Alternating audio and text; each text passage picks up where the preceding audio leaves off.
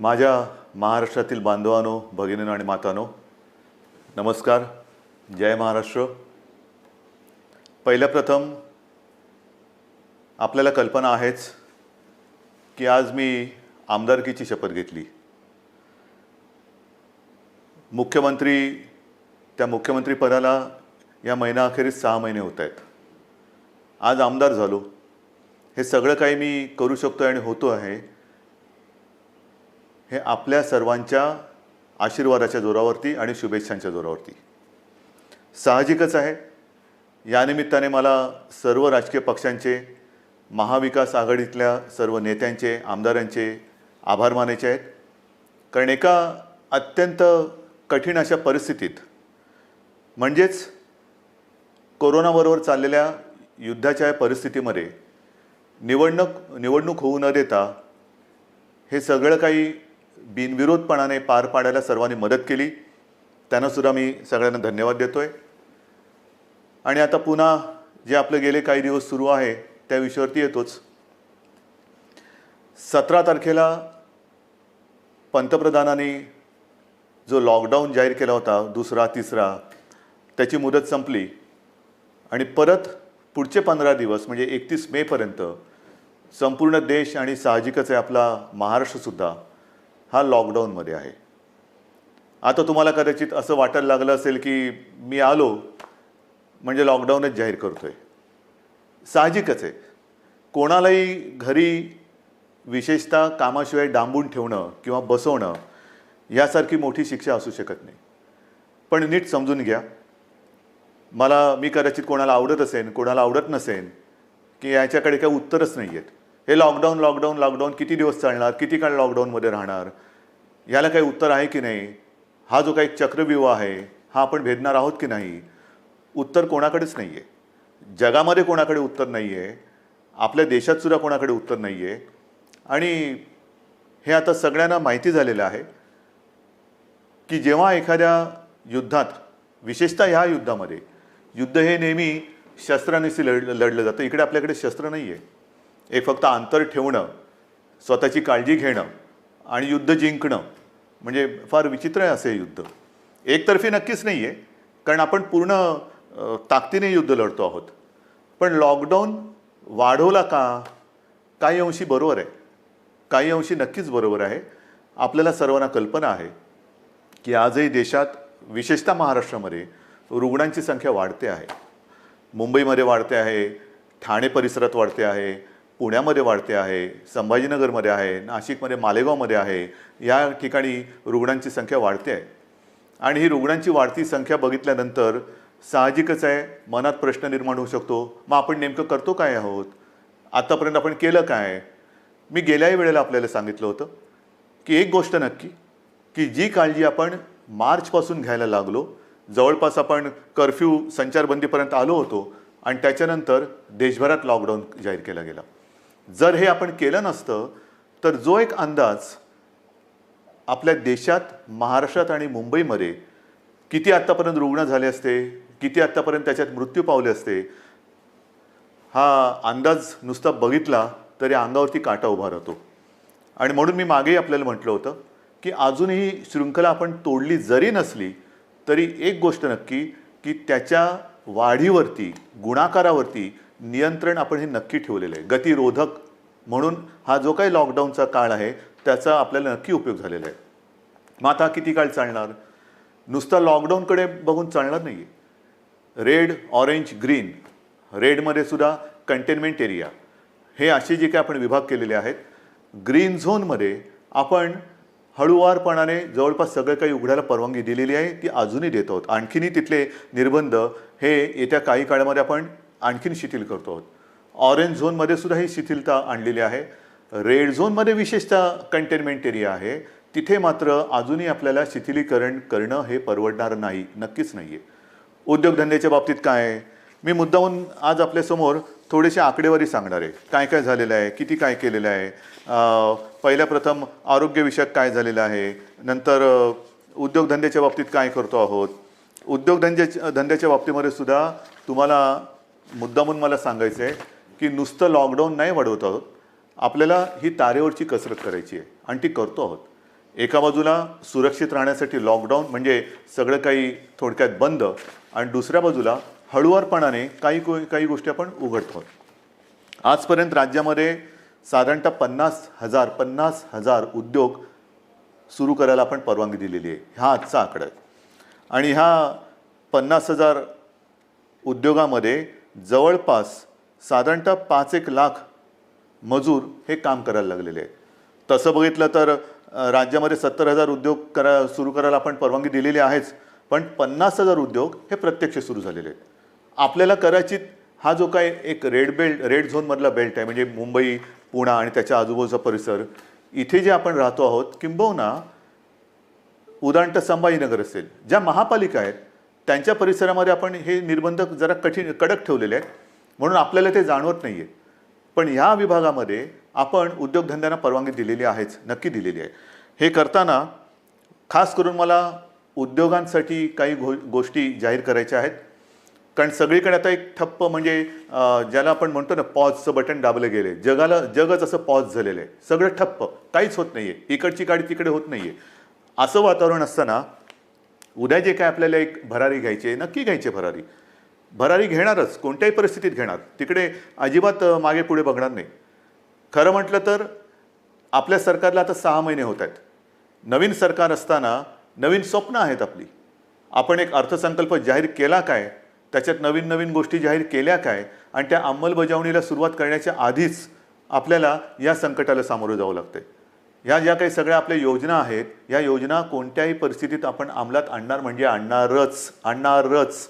त्या एका हिमतीने आपण पुढे जातो आहोत.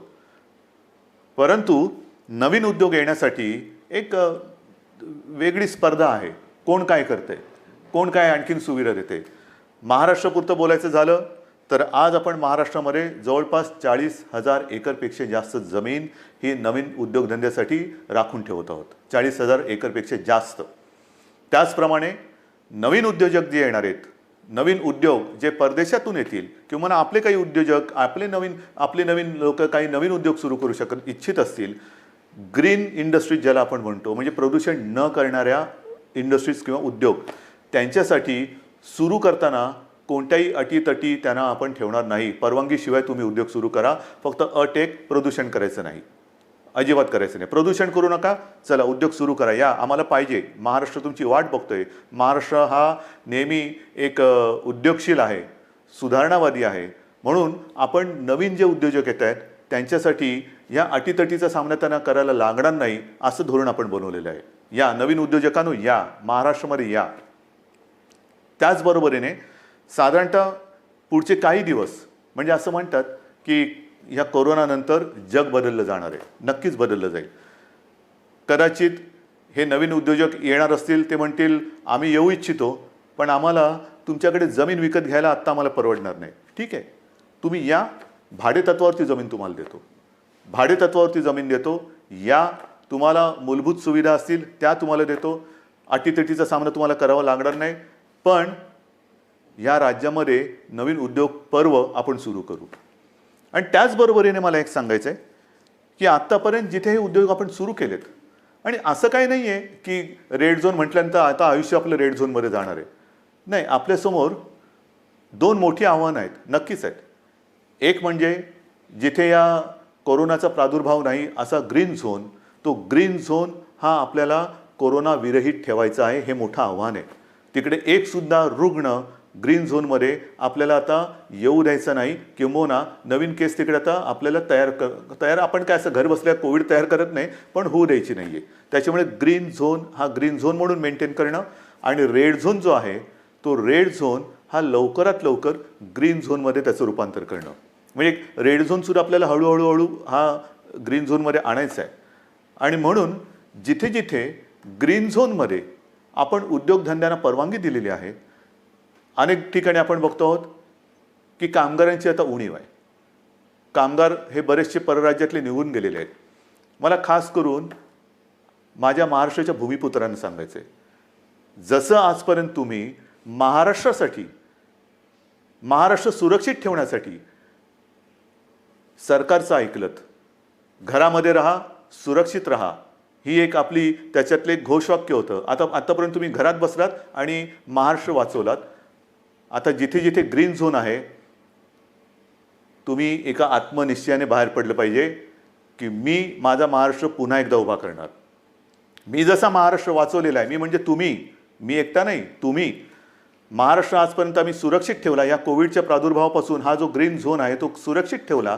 आता या ग्रीन झोनमध्ये जे उद्योग सुरू झालेले आहेत त्या उद्योगांना जर मनुष्यबळ कमी पडत असेल तर माझा महाराष्ट्र हा अगदी मोदीजींच्या भाषेत आत्मनिर्भर करण्यासाठी मी स्वतःहून आता पुढे येत आहे. या पुढे या. जे उद्योग आहेत, उद्योग सुरू झालेत, त्यातली ही संधी आहे. ही संधी तुम्ही घ्या. संधी वाया दौडू नका. या सगळेजण समोर या. उद्योग सुरू करू आपण. महाराष्ट्र उभा करू आपण. एक जगासमोर एक उदाहरण ठेवू की हा महाराष्ट्र खरंच लढवय्यांचा आहे. हा संकटाला भीत नाही. संकटामध्ये सुद्धा मर्दासारखा सामोर जातो. तो हा शिवरायाचा महाराष्ट्र आहे. म्हणून मला जे ग्रीन झोनमध्ये आहेत आणि जिथे जिथे उद्योगधंदे सुरू झालेत पण मनुष्यबळ कमी पडत असेल तिथे मला आज भूमिपुत्रांची गरज आहे. भूमिपुत्रांनो पुढे या. ही आपली भूमी आहे, आपला महाराष्ट्र आहे. पुढे येऊन आपला महाराष्ट्र हा आपल्या पायावरती आपण उभा करू. हा निश्चय फार महत्त्वाचा आहे. हे उद्योगधंद्याचं झाल्यानंतर महत्त्वाचा मुद्दा काय आहे की आरोग्यविषयक काय. कारण अजूनही जे काही जणांना असं वाटतंय की हे एक अशीच भीती आहे, फ्लू काय, सर्दी आहे, खोकला आहे, होतो जातो, आजपर्यंत काय कोणाला झालं नाही. झालं ना. पण विशेष म्हणजे आत्तापर्यंतचा जो फ्लूचा एक भाग आहे त्याच्यात सुद्धा जसं स्वाईन फ्लू एक आहे त्याला औषध आलेलं आहे. पण ह्या कोरोनावरती अजूनही औषध आलेलं नाही. तोच एक मोठा धोका आहे. मी उगाच तुम्हाला आकडे सांगून काय घाबरवण्याची माझी इच्छा नाही, अजिबात नाही आहे. तुम्हाला भीती घालण्यासाठी मी आलेलो नाही आहे. पण मुंबईमध्ये जेव्हा आपण सुरुवात केली त्यावेळेला जी परिस्थिती होती ती परिस्थिती बघितल्यानंतर आजची जी परिस्थिती आहे, आपण काय काय आरोग्य सुविधा केलेल्या आहेत. तुम्हाला कल्पना असेल, गेल्याही वेळेला मी बोललो होतो आणि आज संध्याकाळी मी जाऊन आलो. मी होतो, उपमुख्यमंत्री होते, बाळासाहेब थोरात होते, एकनाथ शिंदे होते, आदित्य पण होता बरोबर, आपले मुख्य सचिव होते, महापालिका आयुक्त होते आणि विशेष म्हणजे तिथे आपले आर.ए. राजीव जे MMRDA म्हणजे मुंबईतली मेट्रोचं काम आता जे अत्यंत चांगल्या पद्धतीने पुढे नेत आहेत, त्यांनी गेल्या 10-12 दिवसामध्ये ही सुविधा मुंबईकरांसाठी तिकडे उभारलेली आहे. आज तिकडे जवळपास 1000 बेड्सचं एक चांगलं कोविड केअर सेंटर हे आपण उभं केलेलं आहे. येत्या 1-2 दिवसात त्याचा वापर सुरू होईल. मुंबईमध्ये ठिकठिकाणी, मी मुंबईपुरतं बोलतो, मुंबईमध्ये नंतरचं पुढचं मी बोलणारच आहे, पण मुंबईमध्ये ठिकठिकाणी म्हणजे असं बांद्रा कुर्ला कॉम्प्लेक्स संकुल आहे तिथे आणखीन 1000 बेड्स वाढवतो आहोत. गोरेगावचं एक्झिबिशन ग्राउंड आहे तिकडे वाढवतो आहोत. रेसकोर्सवरती त्या पार्किंगमध्ये होतं आहे. वरळीला डोममध्ये तर सुरू केलेलाच आहे. आणखीन 1-2-3 ठिकाणी मुलुंड चेक नका आहे, ठाण्यामध्ये आहे. हे आता नुसतं कोविड केअर सेंटर म्हणून नाही राहणार.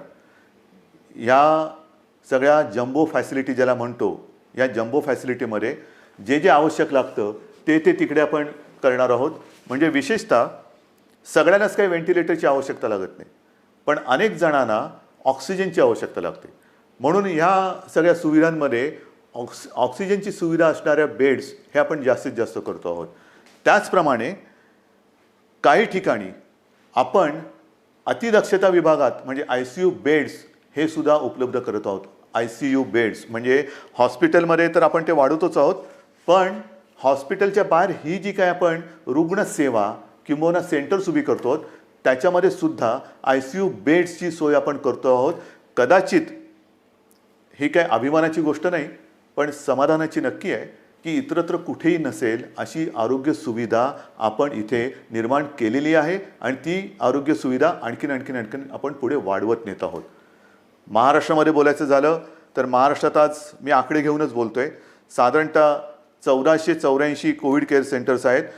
2,48,000 बेड वगैरे आहे, पण साधारणतः 2.5 लाख रुग्णशय्या ह्या आयसोलेशन म्हणजे ऑक्सिजनसह ह्या आज महाराष्ट्रामध्ये आपण उपलब्ध करत आहोत. 2.5 लाखाच्या आसपास. आज एक गोष्ट साहजिकच आहे, हे संकट एवढं मोठं आहे की काही वेळेला असं वाटतं की रुग्णांना बेड मिळत नाही आहे. याचं कारण रुग्णांची थोडीशी संख्या ही वाढती अशी वाटत असली तरी देखील आज आपण स्वयंपूर्ण होण्यासाठी किंबहुना पुढच्या महिन्यात साधारणतः किती रुग्ण होऊ शकतील ह्याची एक दक्षता घेऊन आपण हीही सुविधा वाढवत आहोत. डॉक्टर्स येत आहेत, नर्सेस येत आहेत. मध्यंतरी मी आपल्याला माहिती आहे कोविड योद्धा म्हणून सगळ्यांना एक आवाहन केलं होतं. त्याच्यात सुद्धा काही हजार लोक म्हणजे महिला पुरुष हे मदतीसाठी धावून आलेले आहेत. मला अजूनही पाहिजेत. ह्याचं कारण का? कारण नवीन सुद्धा जे आलेले आहेत ते आणि आत्ता आहेत ते, जसं गेल्या वेळेला मी आपल्याला बोललो होतो की पोलीस थकत आहेत, पोलीस आजारी पडत आहेत. काल परवा एका चांगल्या अधिकारीचा मृत्यू झालेला आहे. त्याच्यानंतर गडचिरोलीमध्ये नक्षलवाद्यांशी लढता लढता 2 पोलीस आपले तिकडे शहीद झालेले आहेत. हे सगळे ताणतणाव आहेत आणि ह्या ताणतणावामध्ये ही लोक आजारी पडण्याची वाट न बघता, मला तर कोणीच आजारी पडायला नको आहेत, आजारी पडण्याची वाट न बघता ह्यांना वेळोवेळी जर का आपण विश्रांती देत गेलो तर आपण सहजगत्या या संकटावरती मात करू शकू. म्हणून मला अजूनही कोविड योद्धा पाहिजेत. ज्यांची रुग्णसेवा करण्याची इच्छा आहे, तयारी आहे, त्यांनी सगळ्यांनी ह्या युद्धामध्ये स्वतःहून पुढे आलं पाहिजे. याचं कारण असं की आज देखील मुंबई असेल, ठाणा असेल, पुणा असेल, संभाजीनगर ह्या ज्या काही महापालिका आहेत तिकडे नाही म्हटलं तरी जो आपण कंटेनमेंट एरिया म्हणतो, म्हणजे जिथे एखादा रुग्ण सापडला तर त्याच्या आसपासचा काही परिसर आपण सील करतो. मग एक आपण साधारणतः शोध घेतो की याच्या अतिशय निकटच्या संपर्कात कोण आलेले आहेत, मग त्यांची चाचणी घेतो आणि त्याच्यानंतर आपण मग त्यांना क्वारंटाईनमध्ये किंवा लक्षणं जर असतील किंवा लक्षणं नसतील मग टेस्ट घेऊन त्यांना आपण आयसोलेशनमध्ये ठेवतो, किंबहुना जर लक्षणं असतील तर त्यांच्यावरती उपचार सुरू करतो. एका गोष्टीचं मला एक मुद्दामून तुम्हाला मला आकडा द्यायचा आहे की आज आपण एक आकडा बघत असतो की महाराष्ट्रामध्ये किती रुग्ण आहेत, मुंबईमध्ये किती रुग्ण आहेत. महाराष्ट्राचा आकडा तुम्हाला माहिती आहे, मुंबईचाही तुम्हाला माहिती आहे, पण ह्याच्यामध्ये रोजचा वाढणारा आकडा आपण बघतो, त्यातून बरे होऊन घरी जाणारा आकडा आपल्या लक्षात येत नाही आहे. म्हणजे साधी गोष्ट आहे, जर का मुंबईपुरतं बोलायचं झालं तर साधारणतः मुंबईमध्ये आज 19,967 रुग्ण पॉझिटिव्ह आहेत, पण हा 19,500चा जो काय आकडा आहे त्याच्यामधले साधारणतः 5,000 रुग्ण हे बरे होऊन घरी पण गेलेले आहेत. म्हणजे 19,000 वजा 5,000 झाले. दुर्दैवाने काही मृत्युमुखी पडलेले आहेत. याचा अर्थ असा की लवकर जर का आले आणि व्यवस्थित त्यांच्यावरती उपचार केला गेला तर बरे होऊन घरी जाणारे रुग्णसुद्धा आहेत. काही रुग्ण तर मी मागेही आपल्याला बोललो होतो की 80% आसपास रुग्ण हे असेही आहेत की ज्यांच्या टेस्ट पॉझिटिव्ह येतात पण त्यांना कोणतीही लक्षणे दिसत नाहीत, असे रुग्णसुद्धा आहेत. तर ह्या सगळ्या गोष्टीचा विचार करून आपण आरोग्य सुविधा वाढवतो आहोत, ॲम्ब्युलन्सेस वाढवतो आहोत. संपूर्ण महाराष्ट्रभर जिथे जिथे आवश्यकता आहे तिथे तिथे आपण ह्या आरोग्याच्या सुविधा वाढवत आहोत. आणि एका बाजूला या आरोग्य सुविधा वाढवत असताना उद्योगधंद्यांच्या बाबतीत सुद्धा मी सांगितलं की 50,000च्या वरती उद्योगधंदे सुरू झालेले आहेत. म्हणजे असं काही नाही की सगळं काही ठप्प होऊन बसलेलं आहे. जे अनेक जण मला विचारतात की काय हो महेर, तुम्ही लॉकडाऊन उठवत नाही, किती काळ असं बसायचं. मगाशी मी तुमच्याशी बोलत होतो, ह्याच्यात काय आहे, नुसतं सर्दी खोकला ताप तर येईल, आणखीन काय होईल, फ्लू काय कोणाला होत नाही, असं नाही आहे. जे गांभीर्य आहे ते या गोष्टीचं हेच आहे की जे गंभीरपणाने आजारी पडतात त्यांच्यावरती इलाज नाही आहे. आणि एक क्षण असा धरून चला की आपण लॉकडाऊन उठवून टाकतो लॉकडाऊन आजपासून, या सगळेजण इकडे तिकडे ये जा करा, काही करा. ही साथ जर का पसरली तर इतर देशामध्ये काय काय होते, ब्राझीलमध्ये काय झालं, ब्रिटनमध्ये काय झालं, अमेरिकेत काय चाललेलं आहे, इटलीमध्ये काय चाललेलं आहे, काय झालेलं आहे, मला हे कोणत्याही परिस्थितीत महाराष्ट्रात होऊ द्यायचं नाही आणि मी होऊ देणार नाही, अजिबात होऊ देणार नाही. मी टीकेचा धनी होईन. मी तुम्हाला मागेही बोललेलो आहे, महाराष्ट्रासाठी वाईटपणा घ्यायला माझी तयारी आहे, पण जे जे मला पटतं ते महाराष्ट्राच्या हिताचं मी करणार म्हणजे करणारच. आणि म्हणून जो रेड झोन आहे तिकडे मी अजूनही उद्योगधंदे पूर्णपणे उघडायला का देत नाही आहे की क्षणभर धरून असं धरून चाला की उद्योगधंदे उघडले आणि ही साथ त्यांच्यात घुसली. आजच मजूर आपापल्या घरी निघून गेलेले आहेत. म्हणजे उद्योगधंदे सुरू होतील आणि त्या मजुरांमध्येही साथ जर घुसली तर काही तर जीवानिशी जातीलच, आजारी तर पडतीलच. आणि मग त्यावेळेचा अघोषित जो लॉकडाऊन असेल तो किती काळ चालेल त्याचं उत्तर आपल्याकडे कोणाकडे नसेल. मग त्या लॉकडाऊनची वाट बघायची का आत्ता जे काही आपण हे संकट नाही म्हटलं तरी त्याचा वेग मंदावून रोखून ठेवतो आहोत, त्याचा पूर्ण अंदाज घेऊन हळूहळू टप्प्याटप्प्याने एक एक गोष्टी उघडत जायचं, हा विचार आपण करायला पाहिजे आणि तो आपण करतो आहोत. आणि तो जर का आपण करत नसतो तर तुम्ही एवढे सगळे जण या सरकारच्या सोबत राहिल्याच नसतात. इतर राज्यांमध्ये जाणारे जे मजूर आहेत त्या सगळ्या मजुरांची आजपर्यंत आपण अगदी व्यवस्थित काळजी घेत होतो आणि घेतली. दिवसातनं मी तुम्हाला सांगितलं की किमान 5.5-6 लाख मजुरांना आपण दिवसातनं 3 वेळा हे जेवण देतो. म्हणजे सकाळीचा नाश्ता, ब्रेकफास्ट आणि दुपारचं आणि रात्रीचं जेवण, त्यांच्यासाठी आपण या सगळ्या योजना करत होतो. पण बरेच जण असं म्हणायला लागले की आम्हाला घर जाना है, गाव जाना है. तेव्हाही मी त्यांना वचन दिलं होतं की तुम्ही चिंता करू नका, आम्ही इतर राज्यांशी बोलतो आहोत, केंद्राबरोबर बोलतो आहोत, जसजशी सोय होईल तसतसं आम्ही तुम्हाला तुमच्या घरी तुमच्या राज्यात पाठवण्याची सोय करतो आहोत आणि ते पाठवल्याशिवाय आम्ही राहणार नाही. आणि त्याच्याप्रमाणे आज जवळपास मला वाटतं 5-1 लाख मजुरांना आपण ट्रेननी आणि बसेसनी हे इतर राज्यात अत्यंत नियंत्रित पद्धतीने हे पाठवलेलं आहे, कुठेही खळखळ होऊ न देता. पण मला एक काय सांगायचं आहे की हे सगळे जे काही इतर राज्यातले मजूर आहेत, रस्त्यावरनं चालत आहेत, अजूनही काही ठिकाणी आहेत, कशाला चालता, क्यों चल रहे? आपके लिए हम पूरी कोशिश करें, कोशिश नहीं, शुरुआत तो हुई है. ट्रेन से आप जा रहे हैं घर, बस से जा रहे हैं, तो ऐसे रास्ते पे मत चलो, रास्ते पे नहीं चलना. बीच में कोई फिर एक्सीडेंट कभी होता है, क्यों कर रहे हो ये सारी चीज़ें? आपके लिए हर एक राज्य के लिए ट्रेन की सुविधा शुरू हो गई है, बस की सुविधा शुरू हो गई है. आप जहाँ भी हो वहीं पर रुके. हमारे पूरे स्टेट में अलग अलग जिलों में, डिस्ट्रिक्ट में कलेक्टर्स हैं, उनके सब साथी हैं, आपका इंतज़ाम वो कर रहे हैं, ठीक से कर रहे हैं. और जब भी ट्रेन की सुविधा, जैसे रोज़ाना कुछ ट्रेन चल रही है, कुछ उत्तर प्रदेश में जा रही है, बिहार में चल रही है, पश्चिम बंगाल में जा रही है, राजस्थान जा रही है, गुजरात जा रही है, जैसे जैसे वो आती जाएगी हम आपको भेज रहे हैं. बेताब ना होना, काही गरज नाही आहे. तुम्हाला आम्ही पूर्णपणे सुरक्षितपणाने तुमच्या राज्यात आम्ही सोडतो आहोत. आणि आजपर्यंत मी म्हटलं ना की एवढे मजूर हे महाराष्ट्रातून त्यांच्या राज्यात गेलेत, त्यांच्या घरी पोचलेत, बसेसने आपण पाठवलेले आहेत. आणि विशेष म्हणजे त्यांच्याकडनं आपण कुठेही तिकीट्स नाही घेतलेली. मुख्यमंत्री सहायता निधीतून त्यांचा खर्च केलेला आहे. काही संस्था पुढे आलेल्या आहेत, त्यांनी त्यांचे पैसे दिलेले आहेत. त्यांना हे, कारण हे गरीब आहेत, काम करणार आहेत, तळहातावरती पोट असणार आहेत. तळहातावरती पोट असल्यानंतर जर त्यांची रोजची मेहनत ही होणार नसेल किंवा काम मिळणार नसेल तर यांच्याकडे तिकिटाचे पैसे कुठून येणार? म्हणून त्यांना आपण आपल्या सरकारच्या माध्यमातून, सरकारच्या खर्चाने आपण त्यांना पाठवत आहोत. हे झालं त्या राज्यात जाणाऱ्या लोकांचं. मग आता मी येतो आपल्या राज्यातल्या लोकांकडे. मुंबई म्हटल्यानंतर साहजिकच आहे, कोकण आणि पश्चिम महाराष्ट्र इथे राहणारे लोक खूप आहेत. तेही मागे लागलेत. हे काय तुम्ही त्या राज्यातल्या लोकांना पाठवता, आम्ही काय केलंय, आम्हाला कधी घरी पाठवणार?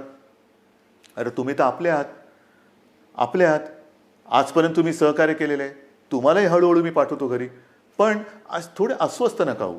कारण आजपर्यंत कोकण म्हटल्यानंतर मला माहिती आहे, हा आंब्याचा सीझन, काजूचा सीझन, सगळा एक कोकण म्हणजे गंमत असते. ह्या मोसममध्ये कोकणात जाणं, फणस आहे, मजा असते. कोकणामध्ये जाणं हे या दिवसात सुट्टी, मग कोणाचे आजी आजोबा असतील, कोणाचे मामा मामी असतील, काका काकी असतील, सगळे नातेवाईक असतात, त्यांच्याकडे जायचं, गावातल्या घरात राहायचं, आंबे खायचे, गंमत असते. पण ह्या उन्हाळ्यात ती गंमत नाही आहे. मी आपल्याला सगळ्यांना मुद्दामून एक विनंती करतो की कृपा करून आपण तरी रस्त्यावरनं किंवा इकडून तिकडून असे जाऊ नका. कारण मुंबईमध्ये आपण काळजी घेतो आहोत, प्रत्येक जिल्ह्यात आपण काळजी घेतो आहोत, पण प्रत्येक जिल्ह्यात आरोग्य सुविधा ज्या आहेत त्यांची एकूण जर का मर्यादा बघितली, आणि काही जिल्हे हे कोविड मुक्त आहेत, आज सुद्धा तिकडे प्रादुर्भाव झालेला नाही, ते आपल्याला तसेच ठेवायचे आहेत. जर आपल्याला लवकरात लवकर या लॉकडाऊनमधून बाहेर यायचं असेल तर पहिलं म्हणजे जे आपले ग्रीन झोन आहेत, जिकडे कोविडचा प्रादुर्भाव नाही, हे जिल्हे, हे विभाग आपल्याला ग्रीन झोन म्हणूनच ठेवावे लागतील. म्हणून आपण सुद्धा घरी जाताना असेच उठून निघू नका. आपल्याला सुद्धा जर जायचं असेल, खरंच पहिलं जायचं आहे का थोडे दिवस थांबून आपण जाऊ शकता, थोडा धीर धरला तर सगळ्यांनाच बरं होईल. आपण इथून तिथे जाणार, काही ठिकाणी जसं आता उदाहरण रत्नागिरी आहे, इतर काही ठिकाणी आहेत, इथे आपल्याकडनं काही गेलेले लोक आहेत, ते पॉझिटिव्ह निघाले. झालं, एक केस तिकडे आली, मग तिकडे पुन्हा ते कंटेनमेंट झोन आला, हे आलं, ते झालं. म्हणजे आत्तापर्यंत जिकडे काही नाही आहे तिकडे हा सगळा नसता खटोटोप आला. तर म्हणून मला असं वाटतं थोडंसं धीराने जाऊया. एक नियंत्रित पद्धतीने जसं आपण इतर लोकांना पाठवतो आहोत परराज्यातले काही लोक आपण आपल्याकडे घेतो आहोत. आता तर परदेशातून आपल्याकडे येणारी लोक सुद्धा सुरू झालेली आहेत. हळूहळू आता जग हालचाल करायला लागलंय. असं काही नाही की सगळे ठप्प बसलेत. परदेशातली लोक आपल्याकडे परत येत आहेत. आपल्याकडची काही जी अडकलेली लोक ती परदेशात त्यांच्या देशात जात आहेत. रोजची थोडी विमानं सुरू झालेली आहेत. पण इथले तिथे आणि तिथले इथे आल्यानंतर क्वारंटाईन म्हणजे विलगीकरण हे फार महत्त्वाचं आहे. विलगीकरण, कारण आपण जर का कळत नकळत हा व्हायरस आपल्यासोबत नेत असू तर आपल्यापासून, मी जसं मगाशी म्हटलं ना की काही जणांना ह्याचा प्रादुर्भाव झाला आहे पण लक्षातही येत नाही एवढं चांगल्या पद्धतीने ते त्याचा प्रतिकार करतायत. म्हणजे लक्षणं नाही आहेत आणि कोणत्याही औषधाशिवाय ते बरेही होत आहेत. परंतु त्यांना जरी काही झालं नाही आणि होऊ नयेच तरी वाहक म्हणून ते काम करू शकतात. म्हणजे त्यांना काही नाही झालं आणि गेला घरी आणि कळत नकळत व्हायरसचा प्रादुर्भाव झाला असेल तर तो तिकडे दिला व्हायरस, म्हणजे तो इकडचा व्हायरस तिकडे गेला आणि जो तिथे नाही आहे तो पसरून ठेवला. म्हणून मला माझ्या खास करून कोकणातील बांधवांना, माता भगिनींना सगळ्यांनाच सांगायचं आहे, पश्चिम महाराष्ट्रातल्या सगळ्या बांधवांना भगिनींना सांगायचं आहे की कृपा करून घाई गडबड करू नका, अस्वस्थ होऊ नका. हे थोड्या काळापुरती ही परिस्थिती आहे, तिच्यावरती आपण मात करतो आहोत, मात करणार आहोत. आपले कुटुंबीय आहेत, आप्तजन आहेत, त्यांच्या सुरक्षेसाठी जर का आपण आपलं हे जाणं थोडंसं थांबवलं आणि काही दिवसानंतर जर जाण्याचा विचार केला तर महाराष्ट्रावरती, तुमच्या कुटुंबियांवरती फार मोठे उपकार आपले होतील. म्हणून कुठेही अस्वस्थ होऊन लगेचच्या लगेच जर जाण्याची गरज नसेल तर पुन्हा मी सांगतो की कृपा करून आपल्या घरी जाण्याची म्हणजे गावी जाण्याची घाई करू नका. आता पुन्हा मी थोडंसं एक सांगणार आहे की अनेक जण आता म्हणायला लागलेले आहेत की कोरोनासोबत जगायला शिका. म्हणजे काय करायचं? आमची तयारी आहे कोरोनासोबत जगायची, पण कोरोनाची तयारी का आम्हाला त्याच्यासोबत जगू द्यायची? कोरोना जर का तयार नसेल तर आपण कसं त्याच्यासोबत जगणार? पण हे जगणं जर का अनिवार्य असेल तर काही गोष्टी, म्हणजे कोरोनानंतर जग बदलेल, नक्की बदलेल. काय बदलेल? तर कोरोनानंतर आपल्याला जसं आपण म्हणतो ना की आजपर्यंत घरात राहा आणि सुरक्षित राहा, आता आपल्याला नवीन एक वाक्य घ्यावं लागेल. घरात राहा, सुरक्षित राहा हे झालं, पण घराबाहेर राहताना सावध राहा. नेहमी आपल्याला एक सावधानता बाळगायला पाहिजे. म्हणजे ओघाने आलंच हात धुणं. अनेक ठिकाणी मी असंच बघितलेलं आहे, कारण उन्हाळा आहे, घाम तर येतोच, मग आपण काय करतो, मास्क बाजूला करतो आणि हाताने रुमालाने तोंड पुसतो, बाजूला ठेवतो. तोच धोका आहे. पहिली गोष्ट, हात सतत धुत राहायचं. कारण नसताना किंबहुना शक्यतोवर तोंडाला, चेहऱ्याला हात लावायचाच नाही. कारण हा जो व्हायरस आहे अजूनही त्याच्यावरती संशोधन सुरू आहे. किती काळ कुठल्या पृष्ठभागावर तो किती काळ जिवंत राहू शकतो. समजा एखाद्याच्या शिंकेतनं, खोकल्यातनं, बोलण्याच्या एका त्या तुषारातून तो कुठे पडला असेल, त्याला हात लागला आणि तो कळत नकळत पुन्हा आपल्या डोळ्याला लागला तर डोळ्यातनं तो शरीरात जाऊ शकतो, नाकाला लागला, तोंडाला लागला. म्हणून ह्या ज्या काही गोष्टी आहेत ह्या आपल्याला अशाच ठेवून पुढचे काही दिवस, काही महिने हे सावधतेने राहावंच लागेल. या सगळ्या ज्या गोष्टी मी तुम्हाला सांगतो आहे, या गोष्टी ह्या फार महत्त्वाच्या आहेत. इतके दिवस तुम्ही जी शिस्त पाळली ती शिस्त मला थोडी जास्त पाहिजे, कडक पाहिजे. कारण आज देखील जो कंटेनमेंट एरिया आहे किंवा रेड झोन आहे, कारण नसताना लोक बाहेर पडत आहेत. नका पडू. त्याच्यानंतर अजून देखील धार्मिक सण, उत्सव, धार्मिक जमाव यांना कुठेही परवानगी आपण दिलेली नाही, देऊ शकत नाही. कारण जेवढी गर्दी होईल तेवढा हा धोका अधिक वाढणार आहे, अधिक पसरणार आहे. आणि म्हणून सावध राहामध्ये दोन हात अंतर ठेवून 2 हात दूर राहिलेलं बरं. तसं 2 हात दूर राहून एकमेकापासून आपल्याला राहायचं आहे. तोंडावरती मास्क तर लावायचा आहे, हात सतत धुवायचे आहेत. आणि सरकारच्या सूचना, म्हणजे 31 तारखेपर्यंत जरी लॉकडाऊन हा असा असला तरी हा गतिरोधक आहे. आजपर्यंत ग्रीन झोनमध्ये जवळपास सगळी बंधने आपण शिथिल केलेली आहेत. महत्त्वाचा मुद्दा, या ठिकाणी आता हळूवारपणाने काही दुकानंसुद्धा आपण उघडायला परवानगी देऊ येत्या काही काळामध्ये. कोणतीही गोष्ट ही सुरू करण्यापूर्वी आम्ही असं ठरवलं आहे, सरकारने असं ठरवलेलं आहे की जनतेला पूर्ण कल्पना द्यायची. कारण काही गोष्टी तुम्हाला कल्पना आहे, आपण उघडायला परवानगी दिली आणि ही जी काही झुंबड उडाली पुन्हा सगळं बंद करावं लागलं. काही देशांमध्ये हेही झालेलं आहे की लॉकडाऊन उठवला झुंबड उडाली, साथ वाढल्यानंतर पुन्हा सगळं बंद करावं लागलं. तसं नाही करायचं. आपल्याला शांतपणाने एखादी गोष्ट आपण सुरू करू, ती सुरूच ठेवायची आहे. एखादी गोष्ट म्हणजे जसं मार्केट असेल, दुकानं असतील, आणखीन काही गोष्टी असतील, उद्योगधंदे असतील, एवढ्या शिस्तीने ते आपल्याला पुढे चालवायचे आहेत की एकदा सुरू केलेली गोष्ट पुन्हा थांबवण्याची वेळ येता कामा नये. आणि म्हणून तुम्हाला मी मध्ये सूचना देत राहीन. काही काही गोष्टी सुरू करण्यापूर्वी, जसं आता उदाहरणार्थ आज 18 तारीख गेली, जून महिना म्हणजे शैक्षणिक वर्ष सुरू होणार. अजूनही काही जणांच्या परीक्षा राहिलेल्या आहेत. परीक्षांचं काय करणार, शाळा कशा सुरू करणार, शैक्षणिक वर्ष सुरू कसं करणार, ऑनलाईन सुरू करणार का प्रत्यक्ष शाळा सुरू करणार, हे सगळे मोठे विषय आहेत. मोठे विषय आहेत. आणि कोणत्याही परिस्थितीत शैक्षणिक वर्ष आपल्याला वाया जाऊ द्यायचं नाही, जाऊ देऊच शकत नाही आपण.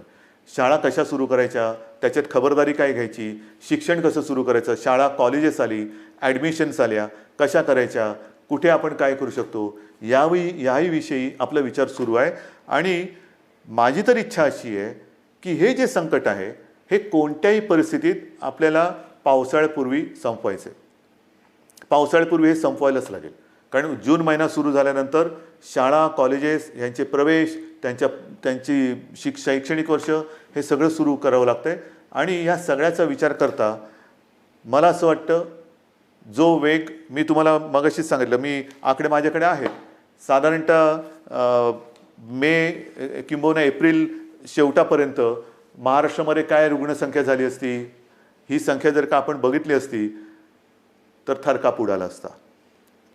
मे मध्यामध्ये काय संख्या होऊ शकली असती, काय संख्या होऊ शकते, मे एंडला काय होऊ शकते, हे जे आकडे आपल्यासमोर शक्यता म्हणून येत होते किंवा येत आहेत, ते बघितल्यानंतर हे थरकाप उडवणारे आकडे. पण तिथपर्यंत आपण पोचलो नाही आणि तुम्हाला मी पोचू देणार नाही, अजिबात देणार नाही. जोपर्यंत तुमचा आणि माझा विश्वासाचा धागा हा मजबूत आहे तोपर्यंत मला खात्री आहे, नवे माझ्यात आत्मविश्वास आहे की हे संकट आपण नुसतं दूरच नाही तर परतून लावल्याशिवाय राहणार नाही. आणि म्हणून मला असं वाटतं, मलाही काही आनंद होत नाही, अजिबात होत नाही की मुख्यमंत्री झालो आणि हे बंद ते बंद ते बंद. म्हणजे पूर्वी मुंबई बंद, भारत बंद आपण करत होतोच, पण हे अशा पद्धतीने नाही. हा बंद कोणालाच परवडणार नाही. आता आपल्याला सगळं पुन्हा एकदा जनजीवन हे रुळावरती आणायचं आहे. जनजीवन हे पुन्हा आपल्याला सहजतेने जगायला सुरुवात करायची. पण ह्याची एक आता अशी शक्यता नव्हे, खात्री वाटते की हे जनजीवन पूर्ण सुरळीत व्हायला काही काळ हा जावा लागणार. जेवढी स्वयंशिस्त आपण अधिक पाळू तेवढे लवकर आपण ह्या बंधनातून मुक्त होऊ. जेवढी लवकर आपण ह्या कोरोनाची साखळी तोडण्यात यशस्वी होऊ तेवढं लवकर आपण सगळे बंधनमुक्त होऊ. आणि म्हणून पुन्हा एकदा मी तुम्हाला सगळ्यांना विनंती करतो आहे की जे काही सरकार करतं आहे ते केवळ आणि केवळ कोणताही धोका या महाराष्ट्राला, महाराष्ट्रातल्या माता भगिनींना, बांधवांना होऊ नये त्याकरता ही पावलं उचलत आहे. साहजिक आहे, तुम्ही अस्वस्थ आहात, तुम्ही बेचैन आहात, कधी हे उघडणार हा प्रश्न जसा तुम्हाला आहे तसाच तो सर्वांना पडलेला आहे. पण जे काही करतो आहे ते केवळ आणि केवळ आपल्या सर्वांच्या हितासाठी करतो आहे. आजपर्यंत जसं तुम्ही सरकारला सहकार्य केलं तसंच सहकार्य याही पुढील काळात कराल अशी खात्री बाळगतो. आणि लवकरात लवकर ही साखळी तोडून आपण बंधनमुक्त होऊ ही आशा बाळगतो. जय हिंद, जय महाराष्ट्र.